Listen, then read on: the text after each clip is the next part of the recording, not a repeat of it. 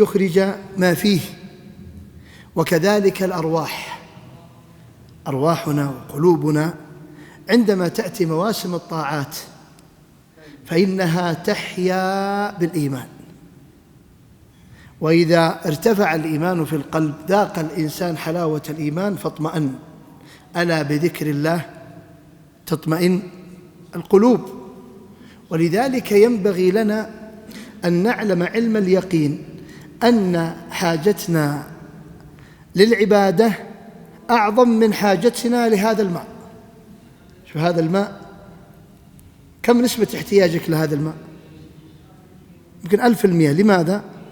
لأنه حياة الأجساد. الماء حياة الجسد، ولا يمكن الإنسان يستغني عن الماء مهما يشرب المشروبات. فكذلك العبادة هي حياة الروح. فالعبادة بالنسبة للإنسان هي غذاء، وإذا تغذى الروح صلح حاله. ومواسم العبادات عظيمة جدا، منها الصلوات الخمس، وكذلك قراءة القرآن، وكذلك النوافل. ومن أعظم المواسم التي الآن نستعد لاستقبالها هذا الشهر الكريم الذي هو شهر رمضان المبارك، لم يبقى عليه إلا عدة أيام. أسأل الله العلي العظيم أن يبلغني وإياكم إياه. ولكن ما هو حال المسلم في رمضان؟ هل حال المسلم في رمضان يتغير أم لا يتغير؟ نعم، المسلم في رمضان يتغير حاله، ولكن تغير الحال في رمضان ينبغي أن يكون أكثر إيمانا وأكثر محبة وأكثر قنوتا وأكثر تمسكا بالله عز وجل. لماذا؟ لأنه يرتفع الإيمان في رمضان. ولذلك الناس في شهر رمضان المبارك مرتاحة، صح؟ مطمئنة. لماذا؟ لماذا هذا الهدوء وهذا الراحة؟ لماذا؟ لأن الأرواح تغذت بما يرضي الله عز وجل فارتاحت واطمأنت. ولذلك ينبغي للمسلم لكي يكون حاله في رمضان في أعلى الدرجات أن يرتب حاله قبل رمضان، كما كان عليه السلف الصالح رضوان الله عليهم. السلف الصالح كيف كان يستقبل رمضان؟ نحن الآن حديثنا عن رمضان بدري ولا متأخرين ولا ايش رأيكم؟ لا والله احنا متأخرين في الحديث عن رمضان. السلف الصالح يدعون الله 6 أشهر أن يبلغهم رمضان. طيب ايش معنى الدعاء؟ الدعاء تخيل أنت بحاجة لشيء تجد ملح على الله، صح؟ أنت بحاجة للصحة، بحاجة للمال، تلح على الله عز وجل بالدعاء. كذلك حال السلف الصالح. النبي صلى الله عليه وسلم كان يكثر الصيام في رمضان، في شعبان، كما تقول عائشة في الحديث الصحيح.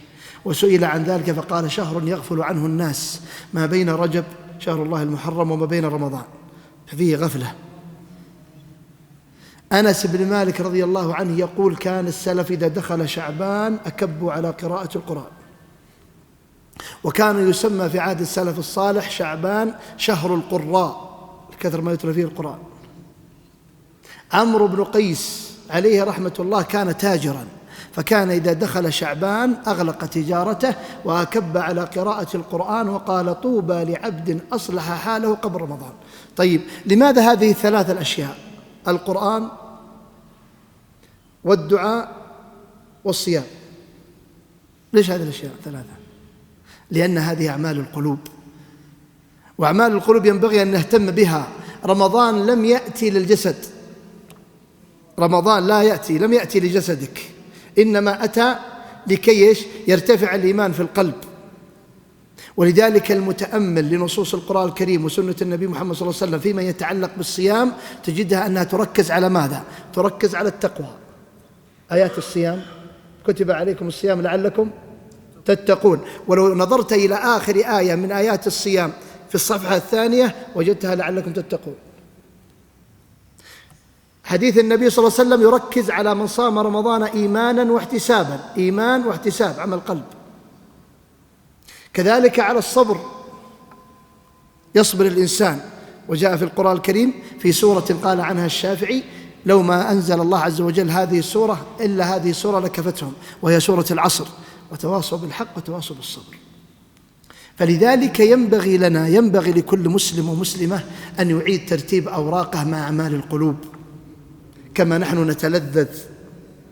نتلذذ بالحديث مع الناس فينبغي للإنسان أن يتلذذ مع كلام الله عز وجل، كما نحن نتلذذ بالوقوف، قد نقف ساعات الطوال مع فلان، وقد نمشي وقد نجري للصحة والعافية، صح؟ فنتلذذ في شهر رمضان بالقيام بين يدي الله عز وجل، كما نحن نتلذذ بالحلال فيما حله الله عز وجل لنا من النساء، وفيما حله الله عز وجل من المطعم والمشرب. ينبغي لنا أن نتلذذ بالصبر عما حرم الله عز وجل، فلم يشرع الصيام لكي نمتنع عن الحلال فقط، إنما نمتنع الحرام. ولذلك ينبغي لنا أن نعيد ترتيب أوراقنا في استقبال هذا الشهر المبارك، ومن أعظم ما يستعد به هذا الإنسان هو الصيام والدعاء والتبتل وقراءة القرآن ومحاسبة الإنسان نفسه والتوبة الصادقة، التوبة الصادقة من الشهوات ومن الشبهات. لأن ترى للذنوب أثر، الذنوب أثر، فإنها لا تعمى الأبصار ولكن تعمى القلوب التي في الصدور. تعمى بماذا؟ بالذنوب والمعاصي والشهوات والشبهات. لأن ترى قد تكون المعصية سبب في غفلتك في رمضان، قد تكون المعصية سبب في تثقيل عليك الصيام والقيام. فكلما أقبل الإنسان على ربه وصدق مع الله عز وجل ودعا الله صادقا وأخلص أعماله لله وتاب وتحلل من الذنوب التي تتعلق بالله عز وجل ومن الذنوب التي تتعلق بالبشر، كان مقبلا على الله عز وجل، حتى لما تدخل عليه أول ليلة يتلذذ بالصلاة والصيام والقيام. أختم بهذه القصة. يقول لي أحد الشباب لما جلست أتحدث معه عن الصيام وما يتعلق به رمضان، قال عمله كبير سن، عمله يقول كان في رمضان اللي مضى يقول يفطر مع أهله الفطور الأول، ثم يأخذ عزبته، يأخذ قهوته ولا شيء ولا خبزه معه ويشتلها في عزبه ويروح المسجد، ولا عاد يجيهم إلا بعد التراويح. فسأل ولده قال يا عم ليش يعني؟ قال والله يا ولدي هذه ساعة يمكن ساعة ونص، ما هي يعني له وقت أني أروح المسجد وأعود، ساعة ونص أجلس فيها مع الله. شوف بعض الناس إخواني ترى موفق، التوفيق بيد الله، اطلب من الله التوفيق ترى. ويا ولد شوف يا إخواني كيف هذا الإنسان وفقه الله لهذا العمل. وقال يا ولدي أنا أبقى في مصلاي، والإنسان إذا بقي في مصلاه ينتظر الصلاة فهو في صلاة. ويا ولدي أنا أجلس في هذا المكان لكي تبقى الملائكة تدعو لي وتستغفر كما جاء في الحديث. شوف الخير والأجر. ويا ولدي أقرأ فيها الورد. ويا ولدي أكون قد قمت ثلث الليل. يقول حسبتها وجدت أن ثلث الليل ذيك رمضان الماضي 9 ساعات، كان الليل كله 9 ساعات. فيقول من صلاة المغرب إلى بعد التراويح يقول أجلس إلى 10 كذا ومش 3 ساعات ونص، 2 ساعات ونص، قمت الليل كله، نص الليل الأول الليل قمته، وأروح لأهلي أرتاح عندهم وفي آخر الليل أقوم. قلت طيب وإذا جاء القيام كيف حاله في آخر الشهر؟ قال في آخر رمضان العشر الأخيرة يبقى في مكانه حتى بعد القيام.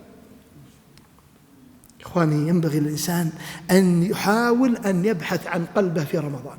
إن لم تجد قلبك في رمضان فعليك أن تحاسب نفسك. أسأل الله العلي العظيم كما جمعني وإياكم في هذا المكان المبارك أن يجمعنا مع نبينا محمد صلى الله عليه وسلم في الفردوس الأعلى من الجنة. اللهم اغفر لآبائنا وأمهاتنا ولمن له حق علينا ولمن أوصانا بالدعاء ووصيناه ولمن أحبنا فيك وأحببناه. اللهم ادرع عنا الفواحش والفتن ما ظهر منها وبطن يا رب العالمين.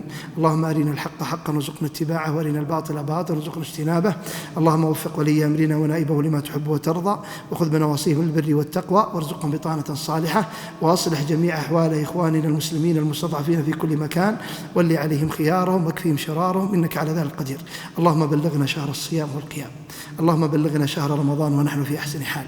اللهم يا حي يا قيوم من نسق لهذه الكلمة من الجهات المختصة والقائمين على هذا الجامع المبارك ومن حضر ومن قال آمين، فاجري لهم صدقتها وأجرها ونفعها، واجعلهم يذوقون ثمرتها بين يديك في الفردوس الأعلى من الجنة إنك على ذلك قدير. وصلى اللهم وسلم على نبينا محمد وعلى آله وصحبه وسلم.